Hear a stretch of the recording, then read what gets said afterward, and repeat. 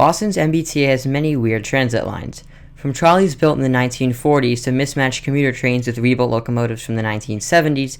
This commuter rail system is fascinating. However, the most odd, in my opinion, is the Blue Line.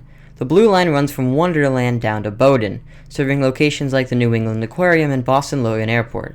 Most U.S. metro systems, including the Blue Line sisters lines in Boston, use third rail electrification. The red and orange lines also in Boston use this method. The Blue Line also uses third rail, but wait, isn't that a pantograph used for overhead electrification? Yes, it is, and the Blue Line utilizes this method as well. For the underground portion of the line, third rail is used, but once overground, an overhead catenary system is visible. At Airport Station, the pantograph is raised and used to power the trains north to Wonderland. But why go through this hassle? Why would you design a rail system like this? Well, let's find out. Let's start all the way back in the year 1921, when the Boston Transit Department, or just BTD, began work at Maverick Square to convert the entire East Boston Tunnel to use high-floor metro-style railcars in order to replace the crowded streetcars running at the time. The East Boston Tunnel opened in 1904 as the first underwater transit tunnel in the country, with the goal of providing a direct connection between downtown and East Boston. Because the tunnels were so small, a third rail was used instead of overhead catenary. Now you might be thinking, the tunnels are so small, wouldn't that be an issue? Yes, you'd be right. Normal metro rolling stock would not be able to fit. In addition, the very tight loop track at Bowdoin also proved impossible to navigate for normal metro cars. This wasn't a problem for the little streetcars, but would be for metro cars. The decision was thus made to design smaller metro cars rather than rebuilding sections of the line. That's why the rail cars in the Blue Line are considerably smaller than the Orange or Red Line cars, or really just smaller than any other metro system in the country like DC or Atlanta. From 1921 onwards, these small cars operated between Bowdoin and Maverick until 1952, when a large change would come to the line.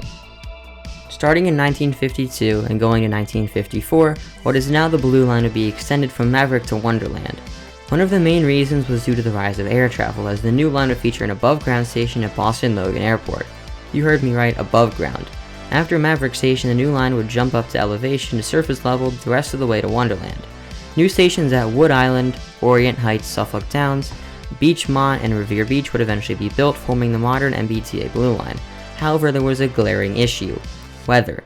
The line being right next to the ocean saw risk to ice buildup in the winter. Ice buildup on an electrically powered rail would not end well at all.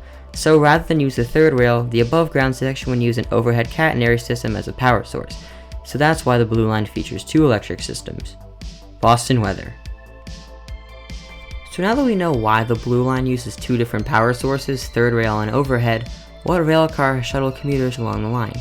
The number 1 and number 2 East Boston Rapid Transit fleet, built by Pullman in the late 1920s, along with the later number 3 cars built in the 50s, ran the line until the late 70s.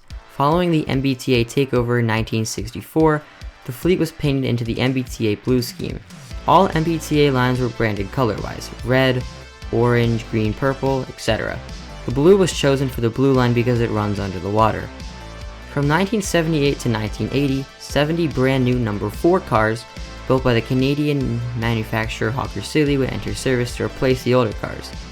In November 2001, the MBTA would award its $174 million contract for Siemens to build new cars to replace the old 4s, with delivery expected in 2004, but delays pushed this date back to 2007.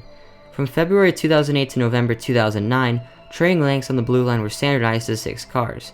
Recently, in February of 2023, 5-minute rush hour headways were introduced with 9 to 11-minute off-peak headways. Throughout the Blue Line's history, there's been one constant, and that's an expansion in Lynn, Massachusetts. Several programs and recommended transit expansions through the 60s and 70s proposed expanding the Blue Line to Lynn or even Salem. However, this wasn't to be, as the MBTA prioritized funding for the red and orange lines over a northern Blue Line extension. Currently, under the Lynn Transit Action Plan, an extension is being studied, although no plans have officially been made. Another proposed plan is the Red-Blue Connector. The red and blue lines are the only 2 MBTA rapid transit lines without direct transfer, as you'd either have to take the green or orange line to connect. The Red-Blue Connector would involve either extending the red line as a branch to Bowdoin, or extending the blue line 0.4 miles to Charles MGH Station. The latter option is the favored idea, with an underground platform being built under the Red Line station for Blue Line trains. No plans have officially been made for these, but I think the Red-Blue Connector makes more sense and should eventually be done. And that's why the MBTA Blue Line uses 2 electric systems, plus expansions and some history. Thanks for watching, guys. If you really enjoyed this one, please consider subscribing, as it does help a lot. Next week's video may take a little longer than usual, because it's about a very long overdue project in the same city as today's topic. But you'll have to stay tuned for that, but for now, I'll see you next time.